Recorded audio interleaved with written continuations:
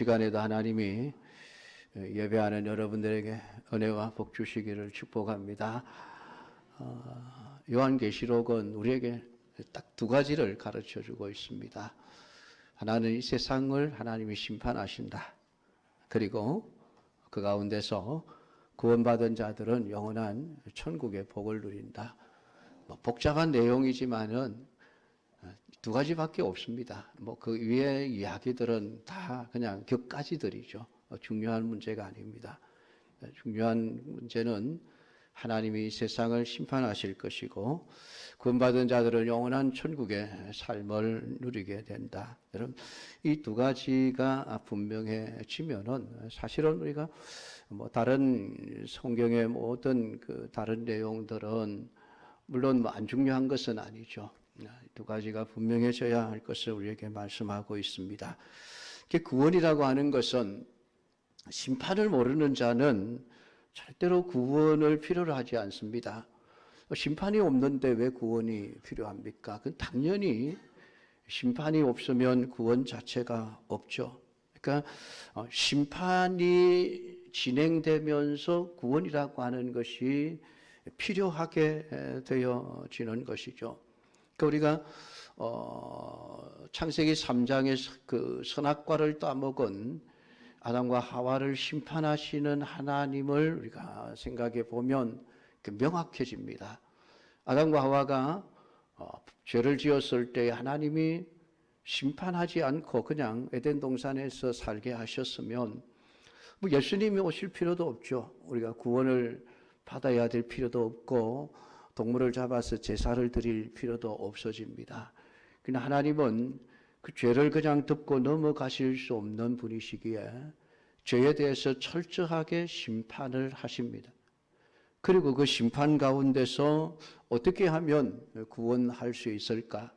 하나님이 구원의 길을 만들어 내시는 것이죠. 그것이 인간의 힘으로는 구원이 안 되기에 하나님 자신이 직접 사람이 되어 세상에 오셔서 우리에게 죄 사함의 은총을 주시기 위하여 친히 자신의 생명을 속량물로 내어주심으로 십자가에 죽으셨습니다. 그래서 구원하시되 그것을 믿는 자들을 하나님이 구원하시는 것이죠. 하나님은 이러한 사실을 알리기 위해서 세상에 선지자들을 세워서 보내셨습니다. 그래서 구약시대에는 선지자들이 끊임없이 나타나셔서 성경에 기록된 많은 말씀들을 했습니다마는 그 말씀의 내용 역시 딱 두 가지입니다. 죄를 지으면 심판받는다. 심판 가운데서도 하나님이 구원받을 수 있는 길을 열어주셨다. 그것을 믿고 따르기만 하면 구원받는다. 성경은 우리에게 이 두 가지를 말하고 있습니다. 오늘 시대에는 목사와 전도자들 이런 사람들을 통해서 결국은 이 말씀을 하시는 겁니다. 주일날 설교가 계속되지만은 설교의 내용 역시 따지면 딱 두 가지밖에 없습니다. 죄는 심판받습니다. 그리고 예수 믿어야 구원 얻습니다. 이 딱 두 가지 사실밖에 없습니다. 물론 다른 이야기들도 다 있지만은 그건 격가지들이고요. 그러니까 참된 선지자들은 항상 심판을 말할 수밖에 없습니다. 왜냐하면 심판을 모르면은 구원의 필요성을 못 느끼기 때문에 그렇습니다. 하나님이 아무리 구원하시려고 해도 내가 구원받아야 될 일이 없는 사람이 왜 구원을 필요로 하겠습니까? 그러니까 선지자들은 끊임없이 먼저 심판을 항상 외치게 되어져 있습니다. 그래서 심판을 외치지 않는 선지자들은 다 가짜 선지자들이었던 거예요. 참된 선지자는 언제나 심판을 외치고 그 심판 가운데서도 하나님이 구원하신다라는 구원의 메시지를 항상 전할 수밖에 없었습니다. 우리가 지금까지 요한계시록 1장부터 7장까지의 쭉 말씀을 우리가 묵상해 오면서 6개의 인을 떼시면서 일어난 여러 가지 사건들에 관하여 말씀을 살펴보았습니다. 사실 1장부터 7장까지의 내용은 그리스도인들에게는 참 가슴 아픈 내용들이 많았습니다. 왜냐하면 예수 믿는 사람들이 이 땅에서 환난과 고난과 핍박을 받게 되어지고 심한 자들은 순교하게 되어지는 그러한 일들이 일어날 것을 말씀을 하신 것입니다. 그럼에도 이러한 환난과 핍박들이 참 성도의 참 신앙을 무너뜨릴 수는 없습니다. 왜냐하면 하나님께서 자기 백성들의 인치시고 계시기 때문에 그렇습니다. 하나님이 자기 백성들을 다 도장을 찍으십니다. 물론 그 도장이 눈에 보이는 문신 같은 이런 건 아니에요. 하나님이 전자칩을 우리 몸에 심는 것도 아니고 성령으로 우리 안에 인을 다 치십니다. 그렇기 때문에 사단이 별지랄을 다 해도 하나님이 인치신 자들은 절대로 못 빼앗아갑니다. 그것 하나만은 분명합니다. 왜냐하면 예수님이 자기 양을 절대로 안 뺏기시는 분이거든요. 우리 예수님 힘 세십니다. 사단하고 싸우면 이겨요. 이렇게 사단이 하는 모든 일들을 멸하시기 위해서 예수님이 세상에 오신 것이지, 사단 앞에서 그냥 빌빌대고 할 일도 못하고 끌려다니고 이런 그러시는 분이 아니에요. 그러니까 예수님이 아버지께서 내게 주신 자들은 내가 절대로 하나도 잃어버리지 않고 내가 다 찾을 거야. 여러분, 이게 예수님이 우리에게 하신 약속의 말씀입니다. 그러니까 진짜 하나님의 백성들은 하나님의 성령이 우리 안에서 인을 치고 계시기 때문에 어떤 환난과 핍박을 받을지라도 그 믿음을 버리지를 않습니다. 여러분, 그게 히브리서 11장에 나타나 있는 믿음의 사람들의 모습들이죠. 비참하고 끔찍한 일을 당해도 끝까지 믿음을 놓아버리지 않는 사람들. 여러분, 그게 우리 그리스도인들입니다. 그리고 그리스도인들이 이 땅 위에서 받는 모든 그 원한들을 하나님이 나중에 가면 다 갚아주십니다. 지금은 우리가 억울하게 세상으로부터 핍박을 받고 고난을 당하고 미움을 받고 그렇게 손해를 보면서 살아가지만은 때가 되면 하나님이 우리의 모든 원한을 다 갚아주십니다. 그때까지 여러분 믿음으로 참고 신앙의 삶을 끝까지 살아갈 수 있기를 주의 이름으로 축복합니다. 그래서 결국 우리가 하나님 앞에서 구원의 노래를 부르게 하시는 거예요. 하나님 우리를 구원하신 그 구원의 은총을 찬송할 수 있는 자리에까지 우리를 반드시 데리고 가시는 분이 하나님이십니다. 이제는 마지막 7째 인을 떼실 때에 일어나는 일들에 대해서 이제 8장부터 말씀을 하기 시작을 합니다. 오늘 우리가 읽은 본문 1절 말씀을 보면 7째 인을 떼실 때에 하늘이 반시간쯤 고요하더니 라는 말씀을 하고 있습니다. 이 7째 인을 떼시면서 7 천사들이 7 나팔을 받아서 계속해서 이제 7 나팔을 불게 되어지는데 6개의 나팔들이 불려질 때에 일어나는 일들은 세상에 대한 심판입니다. 마지막 7번째 나팔을 불 때에 하나님의 구원의 역사가 이루어져 가는 것을 우리가 이제 읽어보게 되어지는데, 이 천사들이 나팔을 불기 전에 반시간 동안 고요하더라라고 성경은 기록을 해놓고 있습니다. 이 반시간이 우리가 아는 이 60분, 그의 절반인 30분을 말하는 것은 아닙니다. 이 시간이 어느 정도인지 우리는 정확하게 알 수는 없습니다. 긴 세월이 될 수도 있겠습니다만은 어쨌든 하나님의 그 심판이 시작되기 이전에 고요한 시기가 반드시 주어집니다. 그러니까 하나님이 침묵하시는 때죠. 그러니까 이럴 때시면은 우리가 금방 뭔 일이 막 일어날 줄로 알았는데 하늘이 침묵하고 있습니다. 아무런 일이 일어나지를 않습니다. 뭔가 벼락이 치고 천둥이 치고 벼락 맞아 죽는 사람이 생겨나고 이러면은 사람들이 겁을 집어 먹겠는데 분명히 뭔가 일이 일어나야 되는데도 불구하고 아무런 일이 일어나지 않는 고요한 상태가 지속되어집니다. 그런데 이 고요함은 태풍 전에 고요함이죠. 태풍이 불기 전에 반드시 얼마 동안 고요한 순간이 오게 되어집니다. 근데 그 고요한 순간을 그냥 고요한 순간으로만 받아들이면 사람들은 안심하죠. 아이고, 아무 일도 안 일어나겠네. 그렇게 준비를 하지 않다가 결국은 태풍이 일어나면 태풍에 휩쓸려 가게 되어지는 것입니다.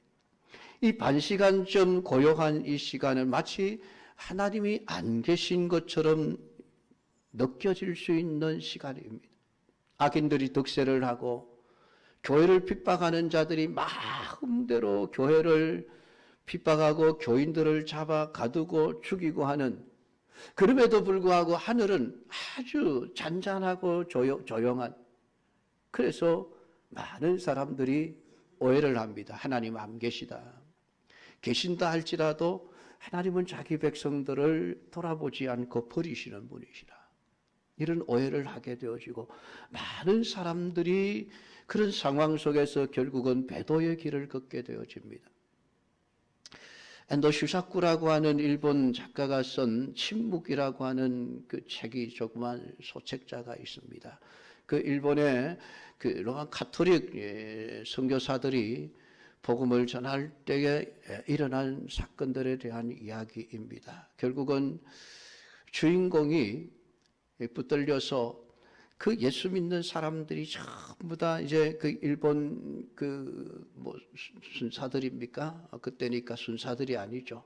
그러니까 일본 무사들에게 붙들려서, 군인들에게 붙들려서 배교를 강요당합니다. 예수님의 사진을 앞에 다 바닥에 놓고 누구든지 침을 뱉고 밟고 지나가면 살려주겠다. 그렇지 않으면 다 죽입니다. 죽이는데 바닷물 한가운데에 큰 기둥들을 세워놓고 거기에 사람들을 다 묶어두고 있습니다. 이게 썰물과 밀물이 있지 않습니까? 썰물 때에 바닷물이 쫙 밀려나가서 갯벌이 드러났는데 지금은 갯벌 위에 세워져 있는 기둥이지만은 시간이 지나면서 바닷물이 점점 밀려 들어옵니다. 수위가 높아집니다. 다리가 잠기고 무릎이 잠기고 허리가 잠기고, 그러다가 결국은 머리끝까지 바닷물에 잠겨 숨을 쉬지 못한 채 수장되는 이러한 형벌을 받게 되어져 있습니다. 그 주인공 앞에 네가 예수님의 사진에 침을 뱉고 예수 안 믿는다고 한마디만 하면 저 사람들 내가 다 살려줄게. 니도 살려주고. 거기서 고민하고 갈등합니다. 그런데 표현이 그렇습니다. 하나님의 백성들이 하나님을 믿는 신앙 때문에 죽어가는데도 하늘은 너무 청명하게 맑고 바닷물은 너무 잔잔한 거예요. 햇빛이 반짝반짝 비치면서 그 은빛 물결들이 잔잔하게 그냥 치고 있는 이러한 아주 평화롭고 고요한 상태가 지속되어지고 있는 것. 그걸 보면서 결국은 이 주인공이 배교를 합니다. 그리고 나서 나중에 예수님께 묻습니다. 예수님, 우리가 그렇게 신앙을 지키려고 죽어갈 때에 왜 그렇게 침묵하고 계셨습니까? 왜 침묵하고 계셨습니까? 하나님이 살아계시면 성도들이 핍박을 받고 고난을 받고 죽어갈 때에 뭔가 먹구름이 끼고 비바람이 쏟아지고 태풍이 일어나 막 파도가 집채같이 일어나고 좀 그런 현상들이 일어나면은 하나님이 정말 살아계시구나. 하나님이 예수 믿는 사람들을 죽인다고 분노하고 계시구나.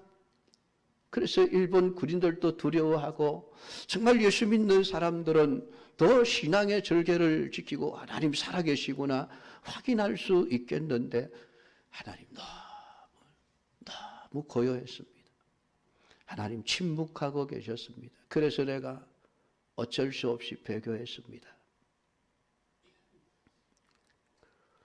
그때 예수님 말씀합니다. 얘야, 내가 그때 침묵하고 있었던 것이 아니라 너희들과 같이 아파하고 있었다 라는 말씀을 하십니다. 이 고요함, 심판 전의 고요함을 사람들이 오해를 하게 되어지면은 참 신앙의 길에서 떠나버릴 위험성을 안고 있습니다. 세상은 늘 그렇게 이야기를 합니다. 왜 예수 믿는 사람들이 저렇게 억울하고 악인들이 저렇게 득세를 하는데 왜 하나님이 가만 계시느냐? 하나님의 침묵을 비난하죠. 성경에도 그것 때문에 많은 성도들이 넘어질 뻔하는 경우들이 있었습니다. 다윗도 그랬습니다. 악인들의 형통함 때문에 내가 넘어질 뻔했다.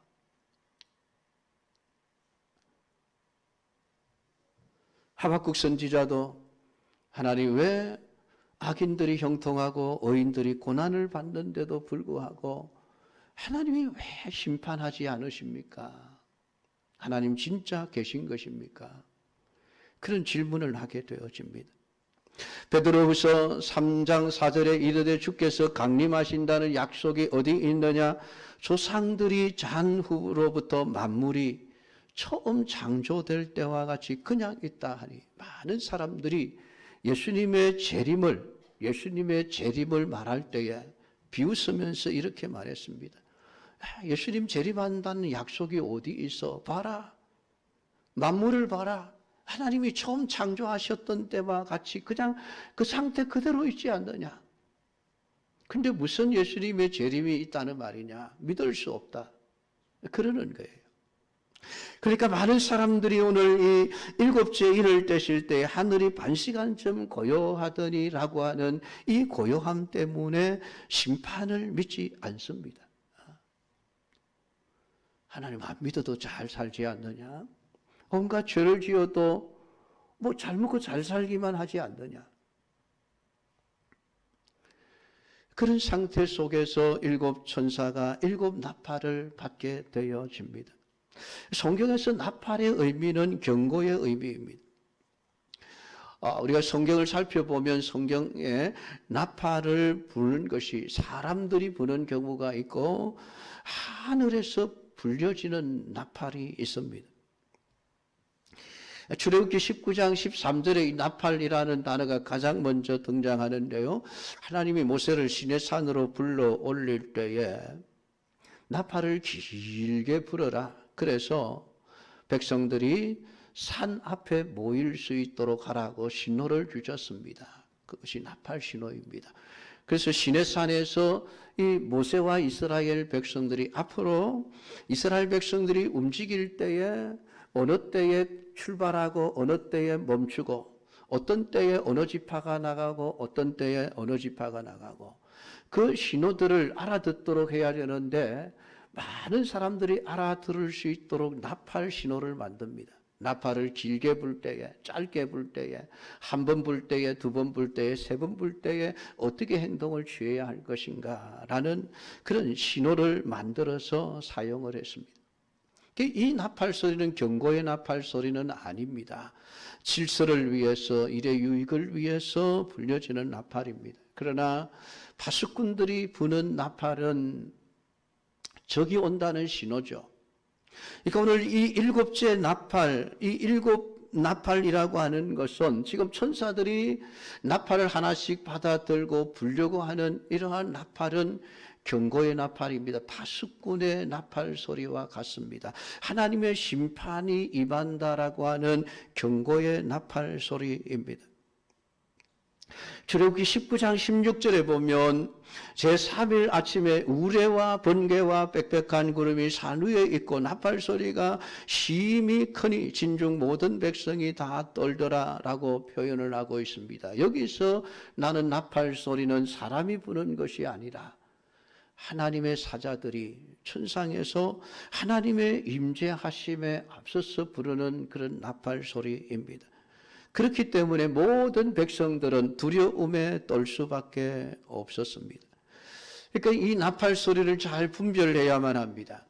그냥 일상생활 속에서 불려지는 나팔 소리인지 긴박한 상황 속에서 우리가 뭔가 구원을 얻기 위한 그런 조치를 취하지 않으면은 안 되는 그러한 나팔 소리를 구분할 수 있어야만 합니다. 요즘은 나팔 불지 않죠. 사이렌을 울립니다.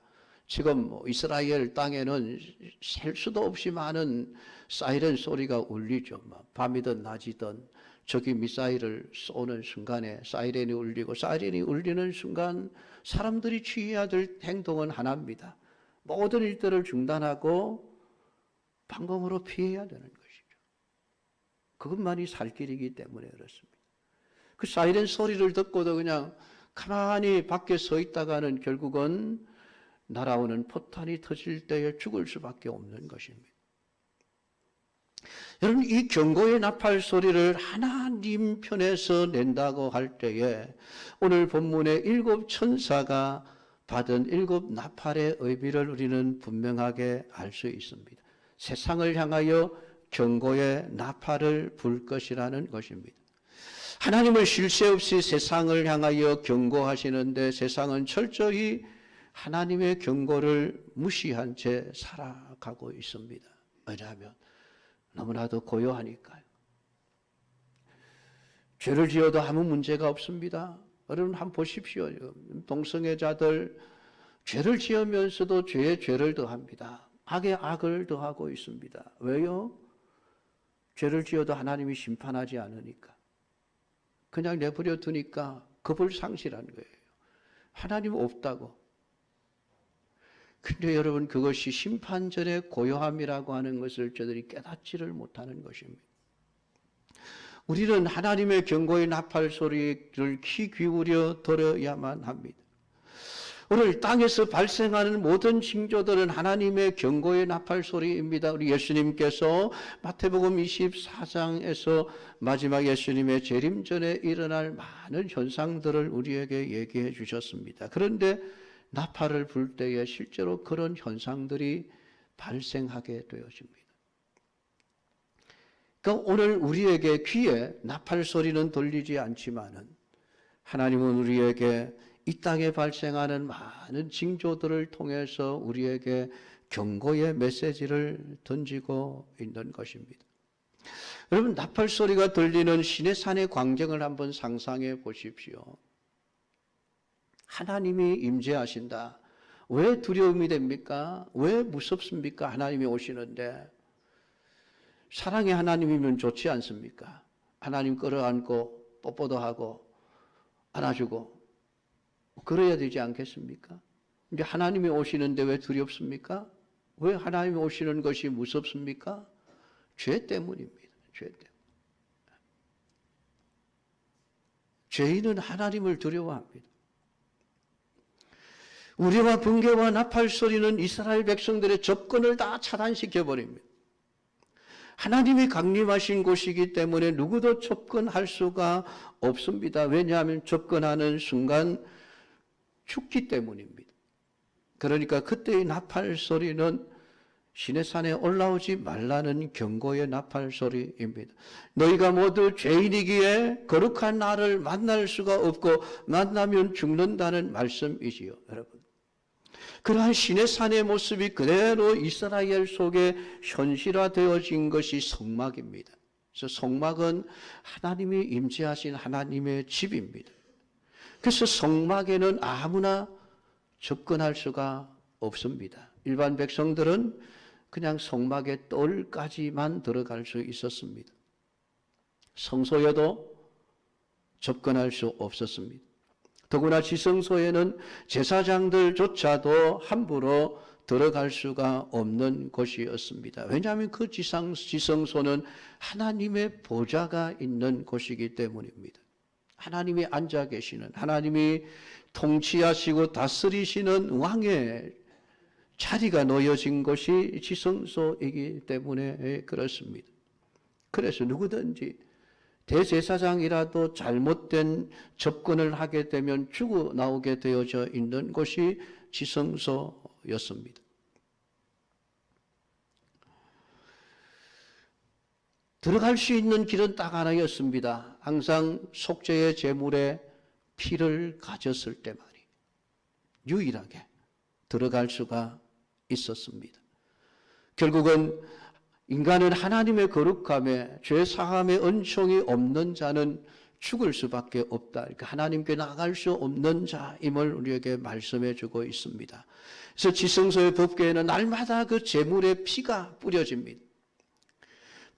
피가 뿌려진다는 것은 결국 인간은 죄인이라고 하는 것을 경고하는 내용이 포함되어져 있는 것입니다. 그리고 이 성막이 오늘 우리 시대에 그대로 현실화된 것이 십자가입니다. 십자가. 예수님이 어린 양이 되셔서 피 흘려 죽으신 그 십자가의 자리야말로 우리를 향하여 너희는 죽어야 할 죄인이라고 하는 경고의 나팔 소리가 울려지는 현장인 것입니다. 인간은 어느 누구도 하나님 앞에 나아갈 수 없는 존재이고 하나님의 말씀 앞에서 심판받을 수밖에 없는 자라고 하는 것을 경고하는 나팔 소리가 십자가에 담겨 있습니다. 그러니까 그 심판 가운데서 살 수 있는 유일한 길은 예수님의 속죄의 피 흘림의 제사를 믿는 길밖에 없다라고 하는 것이죠. 그래서 예수님은 율법을 완성하신 분으로 오셨습니다. 하나님의 말씀에 온전한 순종을 하신 분이기에 오늘 우리가 예수 그리스도 안에 있을 때 우리는 말씀을 온전히 순종한 자로 여기심을 받게 되어지는 것입니다. 이 요한계시록은 구약의 모습을 그대로 보여주고 있습니다. 구약에 나타난 하나님, 그 하나님의 두려운 모습을 우리에게 보여주고 있는 것이 요한계시록입니다. 죄를 철저하게 심판하시는 하나님의 무서운 모습이 그려져 있는 것이 요한계시록입니다. 그리고 동시에 그 요한계시록에는 우리가 살 수 있는 길이 무엇인지를 가르쳐 주고 있습니다. 오늘 일곱 천사가 받은 일곱 나팔은 하나님이 세상을 향해서 경고의 나팔을 불고 계신다는 것을 의미하는 것입니다. 그것은 먼 미래에 일어날 일이 아니라 지금 우리의 현실 속에서 하나님의 경고의 나팔 소리는 끊임없이 우리의 심령에 들려지고 있습니다. 그 심판의 말씀을 가볍게 여기지 마십시오. 예수님의 십자가를 대할 때마다 우리는 하나님의 죄에 대한 무서운 심판을 느낄 수 있어야 합니다. 그래서 십자가는 사랑만을 담고 있는 것이 아닙니다. 십자가는 하나님의 무서운 공의의 심판을 담고 있습니다. 두 가지를 다 담고 있습니다. 그런데 사람들은 하나만 봅니다. 사랑만 보죠. 예수님의 사랑. 근데 심판의 경고를 받지 않는 사람은 예수님의 참된 사랑의 의미를 알지 못합니다. 그래서 그 사랑을 곡해하죠. 우리를 구원하고 우리를 영원한 생명으로 인도하기 위해서 예수님이 십자가에 죽으심을 피 흘리셨음을 인정하지 않습니다. 그저 예수님 나를 사랑하시니까 세상에서 나를 잘 먹고 잘 살게 하실 거야 라는 이 생각밖에 못하는 것이죠. 그게 죄를 심판하시는 심판을 보지 못하고 예수님의 사랑만을 보기 때문에 나타나는 현상들입니다. 지금도 마찬가지입니다, 여러분. 그래서 교회 안에서 죄와 심판을 말하지 않는 목사는 진짜 목사라고 할 수 없습니다. 왜냐하면 사람들을 망하는 길로 가게 만들기 때문에 그렇습니다. 구약 성경에 많은 선지자들이 그랬습니다. 심판을 말하지 않았습니다. 괜찮습니다. 평안할 겁니다. 잘 될 겁니다. 백성들이 입에 물려주는 먹을 것을 받아 먹으면서 아이고 괜찮습니다. 잘하고 있습니다. 하나님이 복 주실 것입니다.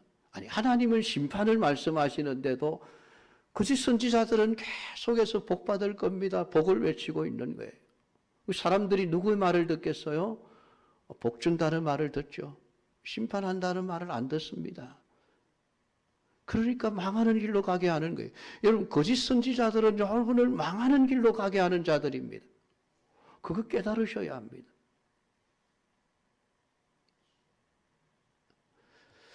제발 여러분 거짓된 복음에 미혹되지 마십시오. 하나님의 말씀이 우리에게 무엇을 말하고 있는가?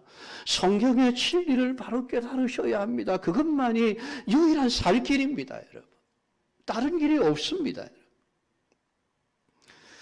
주님이 경고하시는 경고의 말씀을 이제부터 우리가 8장, 9장 계속해서 읽어나가게 될 것입니다. 그 심판이 얼마나 무서운지를 우리는 보고 그 심판을 두려워하고 그 가운데서 우리가 영원한 생명의 길을 찾아갈 수 있는 복된 은혜가 우리 모든 성도들에게 있기를 주님의 이름으로 축복합니다.